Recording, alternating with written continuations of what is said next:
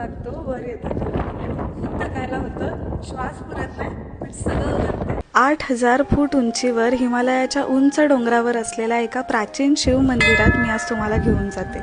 Welcome to episode 3 of भटकंती in Himachal. Finally आम्ही पोहोचलोय. बिजली Mahadev trek आम्ही पूर्ण कसा केला ते तुम्ही सेकंड एपिसोडमध्ये पाहिलंच आहे. आणि हा ट्रेक कंप्लीट झाल्यावर चारही बाजूने अशा सुंदर माउंटन रेंजेस दिसल्या आणि मंदिराजवळ आमचं अशक्य सुंदर वेलकम झालं. ह्या मंदिरावर दर 12 वर्षांनी वीज म्हणजे बिजली पडते आणि शिवलिंगाचे तुकडे होतात आणि इथले पुजारी हे शिवलिंग लोणी आणि पीठ वापरून जोडतात आणि ते पुन्हा पहिल्यासारखं होतं, म्हणून या मंदिराला बिजली महादेव असं नाव आहे. असं मानलं जातं की पांडवांनी त्यांच्या वनवासाच्या काळात हे मंदिर बांधलं होतं. इतके सुंदर नजारे आम्ही याआधी कधीच पाहिले नव्हते. इथे दर्शन घेतल्यानंतर मंदिराच्या आवारात आम्ही थोडा वेळ बसलो होतो आणि नंतर कसोल जायला निघालो. आमचा प्लॅन कसोल एक्सप्लोर करण्याचा नव्हता, पण मग का जातोय ते नेक्स्ट एपिसोड मध्ये सांगेन. Stay tune.